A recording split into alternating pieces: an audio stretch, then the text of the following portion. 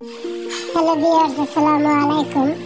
আমি আজকে আমার একটা ভিডিও নিয়ে আসছি, কারণ আমার উপরে যাকে দেখতেছেন ইতিমধ্যে আপনারা সোশ্যাল মিডিয়ায় তাকে দেখতে পাচ্ছেন, এবং সে একটা খারাপ মহিলা।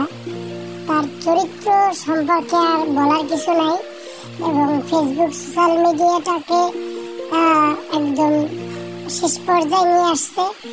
আল্লাহ পাক, আমরা জাহান্নামের যে কেয়ামতের যে আলামত শুনেছি সেটা মনে হয় নিকটেই চলে আসছে, যেটা আমরা এখন দেখতে পাচ্ছি। কিছুদিন আগে ওই জুনিয়র সাকিব, শিখা, তারপরে যে মামুন, লাইলা, এদের কীর্তি খেলাগুলো আমরা দেখেছি। এখন শেষ পর্যায়ে এই যে এই মহিলা আমাদেরকে বাকিটা দেখাচ্ছে।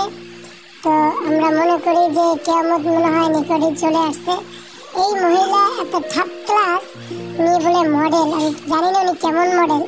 তো উনি মডেল, এই মহিলাই যে মডেল এবার বোঝা যায়, কারণ ওনার ড্রেস আপগুলো এত জঘন্যতম। এবং নাউজুবিল্লাহ, কি বলবো, ওনাকে নিয়ে কথা বলাটাও আমার মনে হয় সেটা রুচিবোধের ব্যাপার আছে, কিন্তু আসলে প্রতিবাদের জায়গা থেকে আমি আসলে প্রতিবাদ করতে চাচ্ছি, সেই জায়গা থেকে আসলে ওনাকে নিয়ে ভিডিও বানাইছি। তো ওনার ড্রেস আপগুলো, যে মুসলিম কান্ট্রিতে এই ধরনের ড্রেস আপ পরে বিভিন্ন সোশ্যাল মিডিয়াতে, ফেসবুকে ওনার ভিডিওগুলো প্রচার হচ্ছে।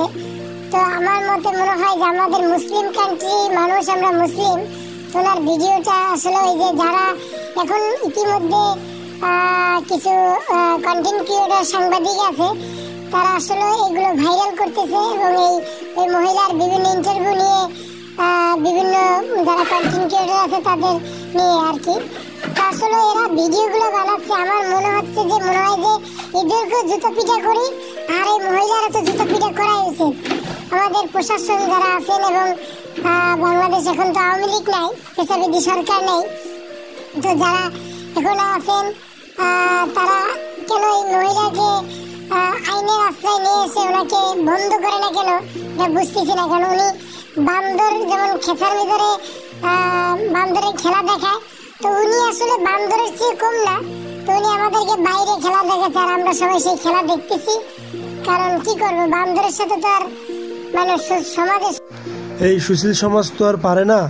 তাই আর কি, তো আমরা এই মুসলিম কান্ট্রিতে মুসলিম মানুষ হয়ে এই ধরনের ড্রেস আপ এবং এই ধরনের ভিডিও যেগুলো পরে উনি সোশ্যাল মিডিয়াতে এখন ছাড়তেছে, আসলে কি বলবো, আর বলার মতো কিছু নাই।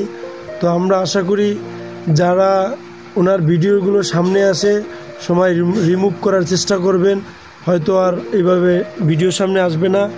আর যারা আমার ভিডিওটা, যারা সোশ্যাল মিডিয়ায় এবং প্রশাসনের যারা দায়িত্বে আছেন, আমার ভিডিওটা যদি আপনারা দেখেন, অবশ্যই আমার মতো এইভাবে সবাই প্রতিবাদ করেন, আর ওই মহিলার বিরুদ্ধে রুখে দাঁড়ান। কারণ এই মহিলা এই সোশ্যাল মিডিয়াটাকে এবং আমাদের তরুণ সমাজটাকে নষ্ট করার এক ধরনের পায়তারা চালাচ্ছে। কারণ যেই সমস্ত ড্রেস পরে, যে সমস্ত ভিডিও নিয়ে আসছে, ওনার সাথে কার সাথে কি রিলেশন ছিল, উনি কার সাথে কি করেছে, সেগুলো এই সমাজে এসে এবং সেই ছবিগুলো তুলে সেগুলো দেখাচ্ছে এবং এগুলো নিয়ে কথা বলছে। এখন কথা হলো, এটা তার ব্যক্তিগত, যদি তার এই যেই ছেলেটার সাথে সম্পর্ক আছে রাজ নামে, ওনাদের ফ্যামিলি আছে, না ফ্যামিলিভাবে এটা মিট করবে অথবা আইনের আশ্রয় নেবে, হ্যাঁ। কিন্তু উনি যেভাবে এই ভিডিওগুলো ছাড়তেছে, এটা আসলে আমরা কাম্য না। খোদা হাফেজ, ভালো থাকবেন।